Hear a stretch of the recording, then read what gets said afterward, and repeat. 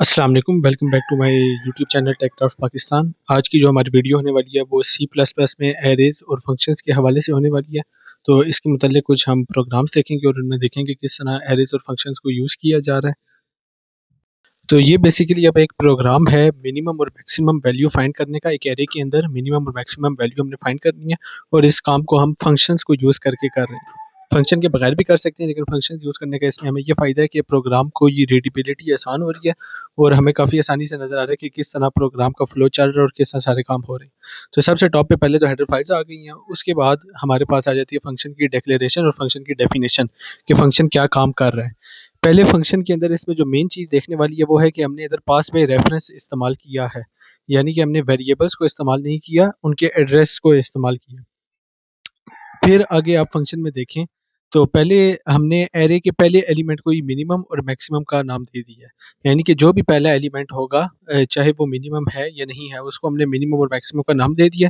फिर एक लूप कर रन किया गया फॉर लूप, और इस पर फॉर लूप में हर एरे के एलिमेंट को जो हमने पहले एक फर्स्ट एलिमेंट को मिनिमम मैक्सिमम कह दिया था उसके साथ कंपेयर किया हमने। और फिर अगर कंपैरिजन का रिजल्ट पहले हम मिनिमम चेक करें, अगर जो एरे हम एलिमेंट हम कंपेयर कर रहे हैं वो फर्स्ट एलिमेंट जो हमने फिक्स कर दिया था उसके साथ अगर वो उससे कम है तो मिनिमम, फिर हमने न्यू एलिमेंट को मिनिमम कह दिया। इसी तरह मैक्सिमम के केस में भी हमने यूं ही किया। ये तो सारा वो काम था जो कि हमारे फंक्शन के अंदर हो रहा था। अब हम मेन फंक्शन की तरफ आते हैं, जहाँ से हम फंक्शन को यानी कि कॉल करते हैं। मेन जो हमारा प्रोग्राम है इसमें हमने पहले एक एरे को इनिशियलाइज कर लिया है, उसके बाद दो वेरिएबल्स मिनिमम और मैक्सिमम ले लिए हैं। फिर हमने फंक्शन को कॉल किया है, जिस फंक्शन को मैंने ऊपर आपको एक्सप्लेन किया उस फंक्शन को हम कॉल कर रहे हैं मिनिमम और मैक्सिमम फाइंड करने के लिए। अब जब ये फंक्शन एग्जीक्यूट होगा तो ऊपर वाला सारा हमारा कोड एग्जीक्यूट होगा। अब इसमें जो मेन बात देखने वाली है, हमने इधर पास पे रेफरेंस किया। पास पे रेफरेंस का क्या मतलब है, ये एक इंपॉर्टेंट चीज़ है समझने के लिए। पास पे रेफरेंस में बेसिकली ये होता है कि हम कोई वेरिएबल नहीं नया बना रहे होते फंक्शन के अंदर, यानी कि हम जो पहले से वेरिएबल मेन फंक्शन में बने हुए हैं उनके एड्रेस को पास ऑन कर देते हैं, यानी कि हम न्यू वेरिएबल नहीं बनाते। और इससे ये भी होता है कि फंक्शन कुछ रिटर्न नहीं करता, फंक्शन उन्हीं एड्रेसेस पर काम करता है और कोई न्यू वेरिएबल्स भी नहीं बनाता। तो जब अब लास्ट में अगर आप देखें, जब हम सी आउट करा रहे हैं वही वाले वेरिएबल्स हम सी आउट करा रहे हैं, लेकिन अब क्या हुआ है, फंक्शन एग्जीक्यूट होने के बाद इनकी वैल्यूज चेंज हो गई हैं। तो इस तरह हमें मिनिमम और मैक्सिमम मिल जाएगा। अब ये हमारे पास एक प्रोग्राम है स्टैंडर्ड डेविएशन फाइंड करने का। स्टैंडर्ड डेविएशन का एक पर्टिकुलर फार्मूला है जिसको हम इधर अप्लाई करके स्टैंडर्ड डेविएशन फाइंड कर सकते हैं। अब ये मैंने कहा आपको शो भी करा दूं। बेसिकली जो स्क्रीन पर शो हो रहा है ये स्टैंडर्ड डेविएशन और वेरिएंस के दो फार्मूलाज हैं। अगर आप ऊपर वाला फार्मूला देखेंगे तो बेसिकली ये वेरिएंस का फार्मूला है और नीचे वाला स्टैंडर्ड डेविएशन का फार्मूला है। तो बेसिकली बस इसमें फ़र्क है, अगर आप वेरिएंस फाइंड कर लें और उसका स्क्वायर रूट ले लें तो वो स्टैंडर्ड डेविएशन के इक्वल होता है। तो अभी के लिए इस लेवल पर हम अभी इसको इतना ही समझेंगे। अब हम दोबारा से प्रोग्राम को देखते हैं। इसमें भी उसी तरह हमने फंक्शन एक डिक्लेयर कर दिया स्टैंडर्ड डेविएशन फाइंड करने के लिए और साथ ही उसको डिफाइन भी कर दिया। इसमें हमने जो नेसेसरी वेरिएबल्स चाहिए थे वो हमने डिफाइन कर दिए। फिर हमने जैसे कि फार्मूला में देखा था, हमें एक एक्स चाहिए जो कि सबमिशन है, यानी कि जो भी एरे हमारे पास होगी जिसका हम स्टैंडर्ड डेविएशन फाइंड कर रहे हैं उसके सारे एलिमेंट्स का सम चाहिए, जो कि हमने कर लिया। उसके बाद हमने मीन फाइंड किया। मीन का सिंपल सा फार्मूला है, तो बेसिकली हमने बस फार्मूला को इम्प्लीमेंट कर दिया। तो उस फार्मूला की टेक्निकलिटीज में मैं अभी नहीं जाना चाहता। ये फार्मूला इम्प्लीमेंट हो गया, इसके बाद हमारे पास आ जाता है मेन फंक्शन, जहां से हम इस फंक्शन को कॉल करेंगे। तो पहले तो हमने उसी तरह एरे इनिशियलाइज करवा दिया और इसके बाद हमने ये बस इधर सी आउट में डायरेक्ट फंक्शन को कॉल कर दिया और फंक्शन से जो आउटपुट आएगा वो शो हो जाएगा। अब जो हमारे पास प्रोग्राम है ये तो काफ़ी एक सिंपल सा प्रोग्राम है। इसके अंदर बेसिकली हमने क्या करना है, यूज़र से इनपुट लेना है। यूज़र कुछ भी एंटर करेगा और उसमें हमने बताने हैं कि कैरेक्टर्स कितने हैं, स्पेसेस कितनी हैं, टैब्स कितनी हैं और लाइंस कितनी हैं। तो बेसिकली हमने यूज़र से इनपुट का कह दिया और साथ यूज़र को बता दिया, क्योंकि अब इसका प्रोग्राम का कोई एंड भी होना चाहिए, तो उस एंड के लिए हम जीरो कैरेक्टर को यूज़ करें, यानी कि जब यूज़र जीरो को प्रेस करेगा तो प्रोग्राम एंड हो जाएगा और उसको सारे जो कैरेक्टर्स और स्पेसेस और टैब्स और लाइंस है उसकी काउंटिंग मिल जाएगी। अब अगर हम प्रोग्राम का फ्लो देखें तो पहले हमने कुछ वेरिएबल्स को इनिशियलाइज कर दिया है और उनको जीरो के इक्वल रख दिया। ये वो वेरिएबल हैं जिनको हम काउंट करना चाह रही हैं, वो ये वो कैरेक्टर्स हैं जिनको हम काउंट करेंगे। फिर हमने यूज़र को प्रॉम्प्ट दिया है कि वो एंटर करे टेक्स्ट। उसके बाद हमने डू व्हाइल लूप लगा दिया। अब इधर हमने डू व्हाइल लूप इस वजह से लगाया है ताकि हम व्हाइल में ये कंडीशन रख सकें कि जब यूज़र जीरो प्रेस करेगा तो ये लूप ब्रेक हो जाएगा। जैसे कि हम जानते हैं डू व्हाइल लूप एक ऐसा लूप है जो कंडीशन को बाद में चेक करता है। तो इस केस में ये हमारे लिए परफेक्ट है कि हम यूज़र से इनपुट लें और इनपुट तो हम लेंगे ही लेंगे। बाद में उस कंडीशन को चेक करेंगे कि क्या ये कंडीशन ट्रू है या फॉल्स है। अगर तो वो ज़ीरो होगा तो कंडीशन ट्रू हो जाएगी और ये ब्रेक हो जाएगा। अब यूं अब देख सकते हैं डू वाइल लूप स्टार्ट हुआ है। तो सी इन डॉट गेट करेक्टर हमने इधर यूज़ किया जो कि करेक्टर यूज़र से इनपुट लेगा। फिर हमने इफ़ एल्स लूप यूज़ किया है। इफ़ एल्स कंडीशन स्टेटमेंट, ये लूप स्टेटमेंट नहीं है, कंडीशन स्टेटमेंट है। इफ़ पहले हमने चेक किया करेक्टर ज़ीरो के इक्वल तो नहीं है, जो हमने पहली चीज़ चेक करनी है ज़ीरो के इक्वल नहीं है। अगर तो ज़ीरो के इक्वल होता तो हम इस लूप को ब्रेक कर देते, लेकिन ये इक्वल ज़ीरो के नहीं है तो अब आगे जाने देंगे। अब ज़ीरो के इक्वल नहीं है यानी कि मतलब कोई करैक्टर ऐसा है जो ज़ीरो के अलावा है, यानी कि अब हमारा करैक्टर एक ऐड हो जाएगा।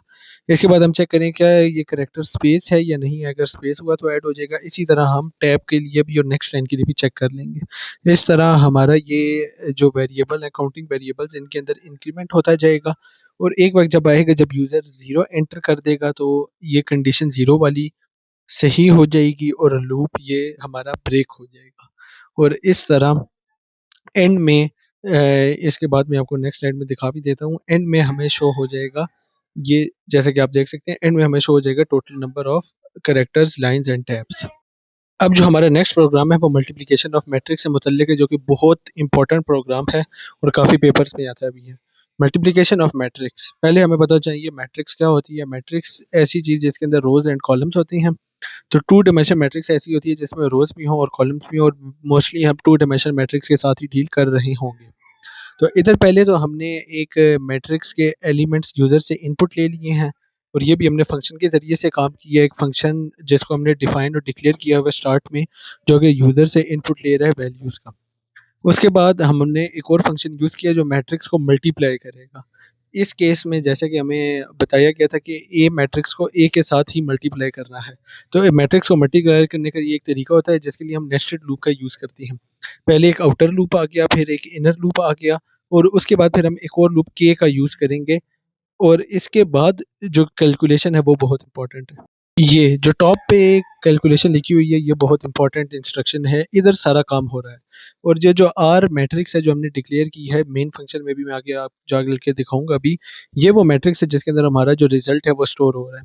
अब बेसिकली इधर क्या हो रहा है, अगर आपने मैट्रिक्स मल्टीप्लिकेशन देखी हो तो मैट्रिक्स मल्टीप्लिकेशन में हम क्या करते हैं, हम एक मैट्रिक्स को दूसरे मैट्रिक्स से मल्टीप्लाई कर रहे हो तो हम ये करते हैं कि पहले मैट्रिक्स का फर्स्ट एलिमेंट लेते हैं यानी कि वन वन, और उसको दूसरे मैट्रिक्स के फर्स्ट एलिमेंट से मल्टीप्लाई कर देते हैं जो फर्स्ट रो फर्स्ट कॉलम में होते हैं।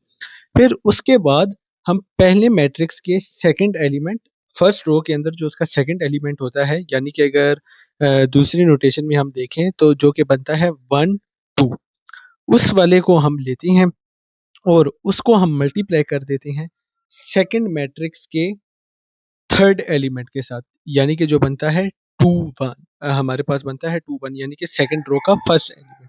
तो इस तरह इस मैट्रिक्स को मल्टीप्लाई किया जाता है और फिर ऐड कर दिया जाता है। तो ये अगर आपको मैट्रिक्स मल्टीप्लिकेशन आती आती है तो इस तरह आप उसको इम्प्लीमेंट करने के लिए ये इक्वेशन हमने यूज़ की है।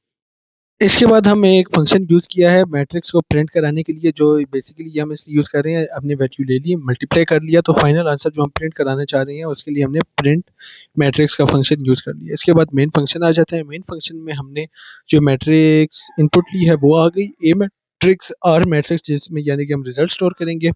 तो पहले हमने गेट वैल्यू वाला फंक्शन कॉल किया जिससे हमने मैट्रिक्स की वैल्यूज़ ले ली हैं। उसके बाद हमने पहले तो ओरिजिनल मैट्रिक्स को एज इट इज़ शो कर दिया। इसके बाद पहली मैट्रिक्स को शो करने के बाद हमने मल्टीप्लिकेशन वाले फंक्शन को कॉल कर दिया, और उसके बाद लास्ट में हमने रिजल्ट प्रिंट करने के लिए प्रिंट एरे वाले फंक्शन को कॉल कर दिया, जो कि हम पहले डिक्लेयर एंड डिफाइन कर चुके हैं। तो बेसिकली इसमें अब हमें ये भी नज़र आ रहा है कि ये फंक्शन के ज़रिए से हमारा काम कितना आसान हो गया, 3 स्टेप्स में हमने काम कर लिया है। अगर इधर फंक्शंस ना होते तो काफ़ी काम कॉम्प्लिकेटेड हो जाता है, हमें एक ही इंट मेन फंक्शन में सारा काम करना पड़ता है, जो कि हमारे लिए काफ़ी मुश्किल हो जाता है और कोड की रीडेबिलिटी को भी मुश्किल बना देता है। अब इसके बाद हमारा प्रोग्राम आ गया है जिसमें हम कैलकुलेट कर रहे हैं mean, median and mode functions को यूज़ करते हुए। तो इसमें बेसिकली हमने क्या किया, इसी तरह फंक्शंस बना दिए। एक फंक्शन मीन कैलकुलेट करेगा, एक मीडियन और एक मोड। सबसे पहले मीन। मीन काफ़ी इजी भी है। मीन फंक्शन में अगर हम देखें तो पास पे वैल्यू के ज़रिए से हमने एक एरे और जितने एरे के एलिमेंट्स हैं वो पास कर दिए। ये जो चीज़ें हमें मिल रही हैं ये मेन फंक्शन से मिल रही हैं। इसके बाद इसके अंदर हमने टोटल एरे का सम कैलकुलेट करके मीन जो हमारे पास आंसर आया है वो हमने मेन फंक्शन को रिटर्न कर दिया। तो ये तो काफ़ी ईजी है। इसके बाद हम कैलकुलेट कर रहे हैं मीडियन। लेकिन मीडियन कैलकुलेट करने के लिए हमें एरे को पहले सॉर्ट करना पड़ेगा, क्योंकि मीडियन वो वैल्यू होती है जो दरमियान वाली वैल्यू होती है, यानी कि ना मैक्सिमम ना मिनिमम, यानी कि बीच वाली वैल्यू एरे की। तो इसके लिए पहले हमें एरे को एक ऑर्डर में सॉर्ट करना पड़ेगा। उसके लिए हमने नेस्टेड लूप का यूज़ किया है। नेस्टेड लूप के ज़रिए से हम एरे को सॉर्ट कर रहे हैं। ये बेसिकली सॉर्टिंग का प्रोग्राम भी बीच में ही आ गया है।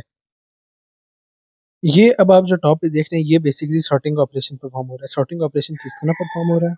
पहले एक एलिमेंट आएगा एरे का, उसको हम कंपेयर करेंगे उसके नेक्स्ट एलिमेंट से, यानी कि एरे के पहले एलिमेंट को उसके नेक्स्ट एलिमेंट से कंपेयर करेंगे। अगर जो एलिमेंट अभी हमारे पास है वो अगर नेक्स्ट वाले से बड़ा है, तो यानी कि इसका ऑर्डर गलत है। यानी कि अगर हम असेंडिंग ऑर्डर में इसको एरे को सॉर्ट करना चाह रहे हैं, तो ये अगर एग्जांपल अब देखें, अगर 12 को हम कंपेयर कर रहे हैं 10 से, तो ये फॉल्स हो जाएगा, क्योंकि 12 ज़ाहिर सी बात है 12 को बाद में आना चाहिए, 10 को पहले आना चाहिए। तो फिर अब हम इसको सॉर्ट किस तरह करेंगे? हम एक यूज़ करेंगे टेम्परेरी वेरिएबल, जिसको इधर टेम्प का नाम दिया, और इनकी प्लेसेस को स्विच कर देंगे। तो इससे क्या होगा कि 10 पीछे चला जाएगा और 12 आगे चला जाएगा। इसी तरह ये बार बार हम काम रिपीट करते रहेंगे अंटिल हमारी पूरी एरे सॉर्ट हो जाए एक असेंडिंग ऑर्डर। अब हम फाइंड करेंगे मीन। मीन बेसिकली वो वैल्यू होती है जो मिडल वाली वैल्यू होती है। अब अगर तो एरे के एलिमेंट्स ऑड नंबर में है तो मिडल वाली वैल्यू फाइंड करना तो बहुत आसान है। जो भी मिडल वाला एलिमेंट होगा वही एरे की हमारी मिडल वैल्यू होगी और वही मीन होगा। लेकिन इवन के केस में फिर हमें एवरेज फाइंड करनी होगी, यानी कि दो नंबर ऐसे होंगे जो मिडल में आ रहे होंगे। फॉर एग्जांपल अगर 1 से 10 तक नंबर्स हमारे पास 10 नंबर्स हैं जो कि इवन है, यानी कि इवन काउंटिंग है। 1 से 10 तक 10 नंबर्स इवन है। अब इनके जो दरमियान में दो आ रहे हैं हमारे पास, वो आ रहे हैं 5 और 6। इन दोनों का डिस्टेंस सेम है। तो फिर हम इनकी एवरेज फाइंड कर लेंगे, यानी कि 5 को 6 में ऐड करेंगे और उसको 2 से डिवाइड कर देंगे। तो इस तरह हमें 10 का मीन फाइंड मिल जाएगा। फिर इसके बाद आ जाता है मोड। मोड के लिए भी हमने फंक्शन एक डिक्लेयर एंड डिफाइन कर दिया है। इसमें पहले हमने एक लूप स्टार्ट किया है मोड फाइंड करने के लिए। अब मोड से हमें क्या पता चलता है? मोड से हमें वो वैल्यू पता चलती है जो किसी सेट ऑफ वैल्यूज के अंदर, हमारे केस के अंदर एरे के अंदर सबसे ज़्यादा टाइम आ रही है। तो मोड को फाइंड करना तो काफ़ी आसान है। इधर हमने बेसिकली एक लूप रन कर दिया है एरे के ऊपर, और हम क्या कर रहे हैं, अगर कोई चीज़ रिपीट हो रही है तो उसके काउंट को बढ़ाते जा रहे हैं। और इस तरह जो चीज़ सबसे ज़्यादा हमारे पास होगी, यानी इसको यूँ समझ लें कि जिस चीज़ की फ्रीक्वेंसी सबसे ज़्यादा होगी, जिस एलिमेंट की फ्रीक्वेंसी सबसे ज़्यादा होगी, वो हमें मोड के फंक्शन के ज़रिए से मिल जाएगा। इसके बाद आ रहा है मेन फंक्शन। मेन फंक्शन में हमने क्या किया है, जो एलिमेंट्स जिनका मीन, मीडियन, मोड हम फाइंड कर रहे हैं, उनको इनपुट ले लिया है। उनका इनपुट लेने के बाद हमने उन्हीं फंक्शंस को, जिनको अभी मैंने आपको एक्सप्लेन किया है, डिक्लेयर और डिफाइन शुरू में किया था, उनको कॉल कर दिया और वो सारे रिटर्न वैल्यू कर रहे हैं, और इस तरह मीन, मीडियन, मोड तीनों कैलकुलेट हो जाएंगे। तो ये बेसिकली कुछ प्रोग्राम्स थे फंक्शंस और एरेज के मुतालिक सी प्लस प्लस में। उम्मीद करता हूँ आपको समझ आई होगी। वैसे तो मैंने थोड़ी जल्दी में बताया है, लेकिन अगर आपकी बेसिक्स क्लियर होंगी तो ये आपको काफ़ी समझ आ जाएंगी। बाकी इन कोड्स को मैंने गिटहब पे भी अपने अपलोड कर दिया और उसका लिंक भी मैं डिस्क्रिप्शन में ऐड कर दूंगा। Thank you.